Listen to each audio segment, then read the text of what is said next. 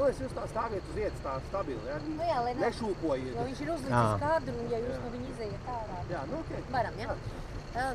Kā es zinu, jūs esat Igatas cilvēks jau no pašiem Igatas pirmsākumiem. Ja mēs patinām to bildi atpakaļ, kāds tad bija tāds sākums, kāds bija kolektīvs, cik daudz jūs, cik lieli jūs bijāt toreiz? Tieši mazās Igatas upītes. Ja salīdzina ar šodien, tad mēs tiešām bijām tā kā mazā Igatas upīte. Patiesībā mēs pat īrējām telpas no ceļu uzturētājiem, ir remonta zonā, ir kantori, un tad, kad sākām lēnām izplesties jau un attīstīties, tad sākām jau domāt par savām. Un tad pārvācāmies šeit, tad pēc tam tālāk uz Satiksmes ielu, un tad jau tas jau ir, jau varētu teikt, šī diena. Kas bija tas kolektīvs? Es pods jums ir paņemšu nost.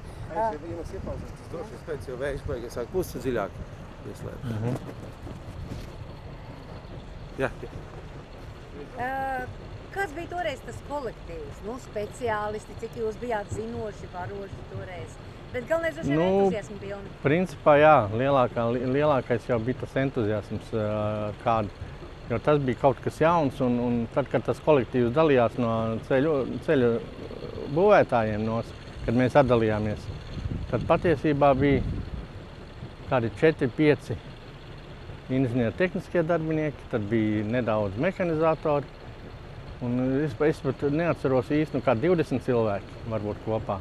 Nu, maz sākumā pašā.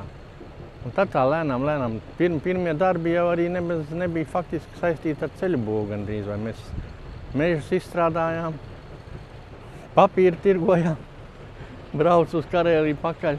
Tādi darbi, kas nav saistīti patiesībā ar ceļu būvu. Un tad lēnām, kamēr dabūju objektus, un tā tas viss aizgāja. Pirmais lielākais apjoms naudas izteiksme laikam bija kaut kur 90,000 vai 9, kaut kas tāds neliels, pavisam neliels.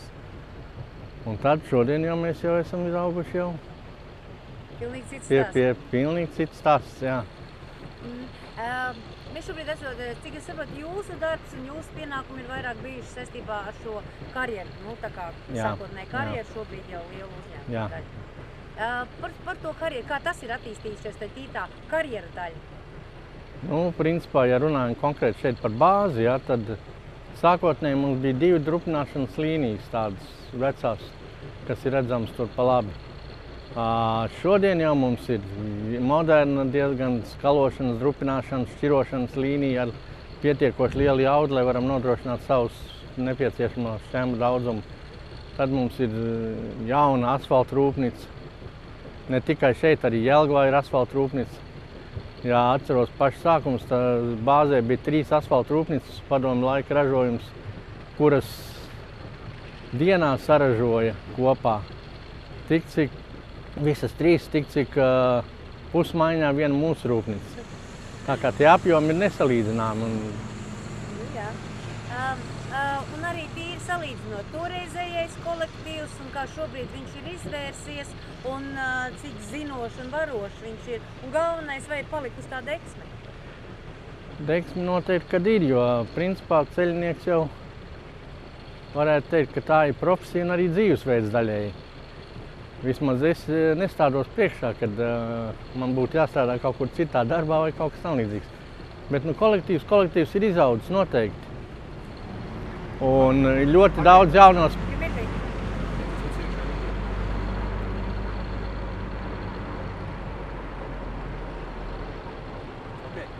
Atgriezīsimies pie tā, ka kolektīvs ir izaudzis. Kolektīvs ir izaudzis, ļoti daudz jaunieši ir.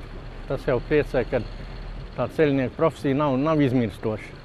Ļoti daudz jauniešu un ļoti daudz taisni uz ceļa, kas strādā, meistaru palīgi, darba vadītāji. Zināšanas. Visiem viņiem ir faktiski augstākā izglītība, ir certifikāti. Tātad, kas ir paši jaunākie, tiem tikai pieredze jāuzkrāj. Bet patiesībā viss ir diezgan līmenī, jāsaka tā. Vai var teikt, ka Igatē ir tā, ka ir gan tie seniori ar savu milzīgo pieredzi, gan arī jaunie ar inovatīvām lietām un modernām lietām un tehniski tādām pilnīgi? Nu, jāsaka tā, ka tie jaunie jau ir drusciņi jau, kā saka, apguvuši to visu, un viņiem vairs to veco padomu īpaši nav vajadzīgi. Vienīgais no tādiem veciem es palicis patiesībā. Tā kā inventārs jau īgats. Tātad jūs esat 25 gadus, ja? Jā. Brīnišķīgi. Kā ir, nu, ja jāsaka par īgati, kā par kolektīvu? Nu, ir patīkami tas, kad pāris reizes gadā vismaz mēs sanākam kopā kaut kādās sporta svētkos vai uz Līgo svētkiem, uz Ziemassvētkiem. Un tad, nu jā, tad to kolektīvu arī var redzēt. Jo patiesībā es saku, kur jau ir jaunatne, tur jau viss ir normāli. Skaidrs. Kā ir ar tīri tā hierarhija, vai ir tā, nu kāda ir vadība un kāds ir kolektīvs tādā ziņā, vai ir viegli strādāt, vai notiek viss tā gludi un veikli? Nu, ir visādi, jā. Ir, nu, kādreiz kādas konflikta situācijas, bet, nu, tādas būtiski tas neietekmē ražošanu. Pārsvarā jau saprotamies, ja apakš ar augšu, ir augšu ar apakšu. Tā kā mēģinām viens otru, kā saka, nevis gremdēt, bet atbalstīt. Jā. Meklēt risinājumu. Meklēt risinājumu, tieši tā. Jo ir situācijas, kur viņu vajag meklēt.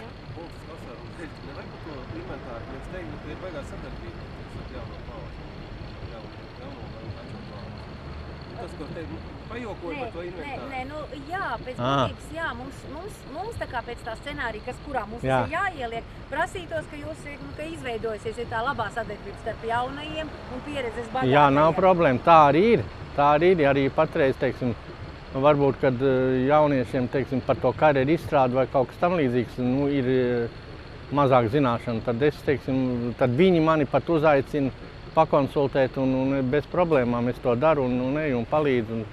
Man tas pat patīkami, kad man pajautā. Tad ir viss pareizi, Nu, viss ir pareizi, es domāju, ka noteikti, viss noteikti.